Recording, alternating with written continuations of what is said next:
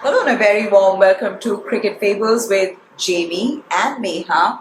And a cup of coffee. My cup of coffee. And we're looking ahead to the T20 series between India and England, and this really is a dress rehearsal of sorts before the T20 World Cup. So yes, Jamie, this will be about not just figuring out your team combination, figuring out what your core squad would be, but also testing out some of the bench strength as well. So how do you think Virat Kohli will be approaching this series? Do you think he would give someone like Surya Kumar Yadav a go ahead? Because I mean, you would want to test him in an international match, in an international series now. Yeah, I mean, then in case you want to put him right into the World Cup. Virat Kohli said in the press conference yesterday that these are the only T20s the Indian team plays before the World Cup.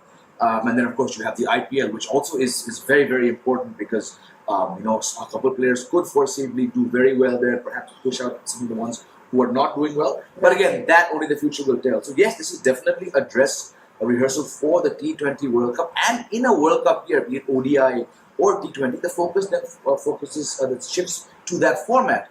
5 matches here. I think pretty much a lot of the places are already set with the Indian team. And you have to keep in mind the 2 fast bowlers, Mohammad Shami and Jasprit Bumrah, who are not here in this series. Their spots will be kept purely on reputation. So that means who else can go? We see Bhuvneshwar Kumar is now coming back. Rightly so, I believe. He's had an injury setback. Let's not forget, in these times of very short memory spans, what Bhuvneshwar Kumar has done. And I was very glad to see that Kohli ne kaha Bhuvneshwar ke bare mein, he is our leader and we want to see what he does.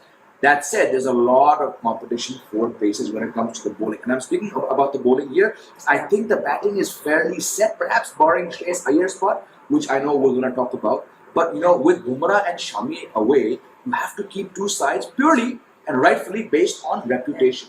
Natarajan is now not here. He's at the NCA. There are 3 players here who are in the squad but are not actually physically with the team. Natarajan being a left armer and having done so well in Australia in the white ball leg, I think India would also be seeing him very favorably because of what he brings.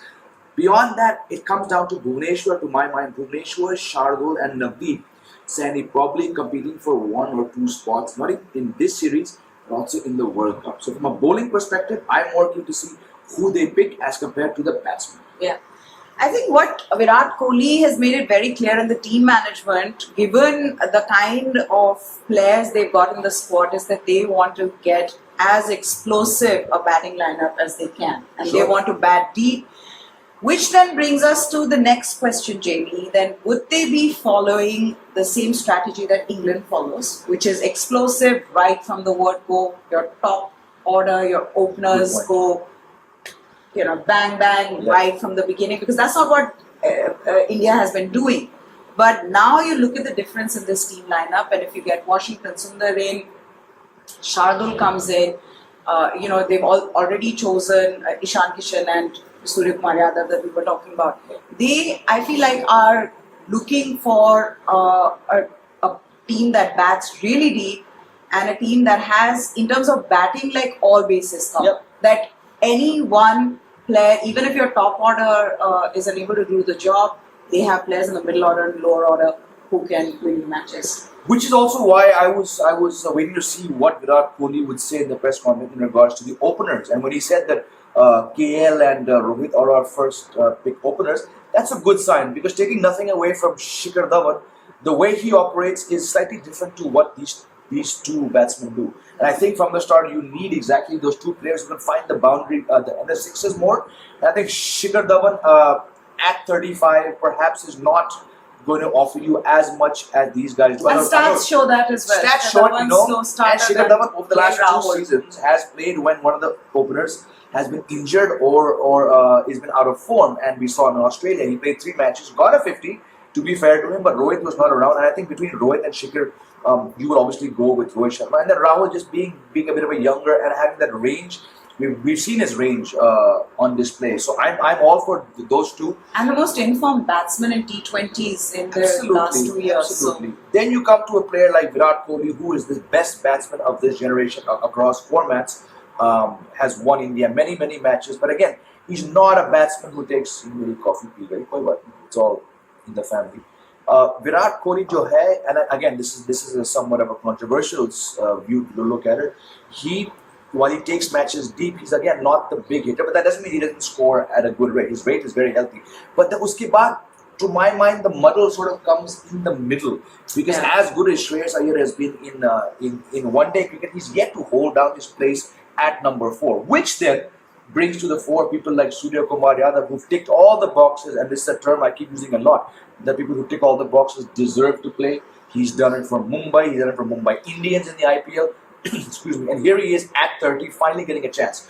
Do I see him starting in the first match? I do not. I think they'll reward Iyer for being a senior player. But kahin na kahin, there'll be a dialogue. Look, man, we're giving you 2 matches, 3 matches, see what you can do. Exactly. Because it's very hard, nigh on impossible to keep Surya Kumar Yadav out of the order. Ishan Kishan, I think, yes, he deserves to be here, but I think he's still far behind. He's not perhaps done enough as Surya Kumar Yadav. Absolutely. But where Ishan Kishan is a big hitting left-hander, you have another big hitting left-hander coming back into the squad after doing very well in Test cricket, that is Rishabh Pant. So again, do you want Ishan Kishan and Pant in at the same time? Perhaps not. Plus, you're welcoming back Hardik Pandya, we saw what he could do in Australia. It's good, and it's that thing which you raised. It's that depth in big hitters. You need that. Yeah. You look at the best teams with the best strike rates in T20 over the last 2 years. It's West Indies and England. Yeah. India come farther down. So perhaps they need to figure out those impact players with the bat. Before a series, there are these mind games, right, where captains and players from opposite teams talk about the other teams, and so I liked yesterday in Virat Kohli's press conference. I liked the way he answered this question. There was a journalist, he was an English journalist, who asked him that Joss Butler has just spoken about how India is the team to beat in the World Cup. Virat Kohli caught on to that whole thing. English journalist, press conference before the World Cup, pressure on these. So he says, no, I don't think the pressure.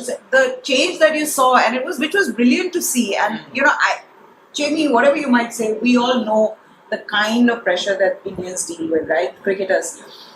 So the way Virat Kohli turned it around and said, no, I don't think we're under pressure. England are the number 1 side. They're the team to beat. So I think they would be, the team. Even if they think that India are the team to beat, we think the pressure is on them. Look, and also, that was like, wow, you are winning these, these mind battles between the two teams as well. And I think, look, I know England, this is a different format. A lot of the test players have gone back. It's a different format, but this is a much, and I say it sounds weird to say that they're actually a stronger, perhaps white ball team nowadays, because of just what they've done under Eoin Morgan since that 2015 World Cup. Eoin Morgan was given one job, and I said this yesterday on Akash Mehta's cricket. By the way, he was on it till 11. An hour and a half. I was with Akash and double on their stream last night. But I just want to go back to what I was saying, and I said, if there's one player who has achieved the KRA in cricketing terms, it is Eoin Morgan. He was given one job. कि भाई तुमको इस England team को World Cup जिताना है, and he did that. So keeping in mind, I think it'll be a much more even series than the test matches, because England can call on better players. They've done very well. They've won a World Cup.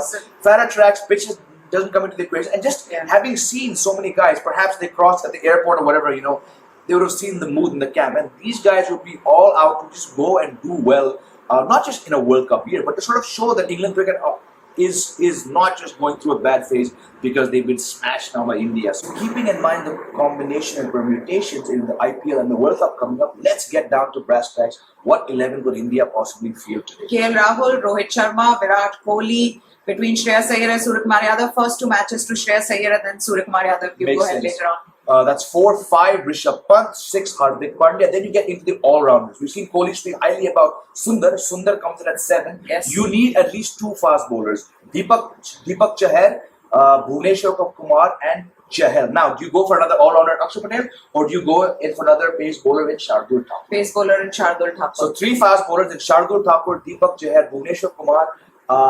one primary spinner in Chahal, a second off-spinning all-rounder in Sundar. That means there's no room for Akshar Patel. looks like a pretty darn good lineup for today's match. I agree. And if you are wondering why we are hurrying up, because there's a red battery light showing on our camera. So thank you so much for watching us, and do subscribe to our channel. We have a lot of interesting interviews lined up for now. Goodbye. Thank you for And watching. join us after the match tomorrow. Goodbye for now.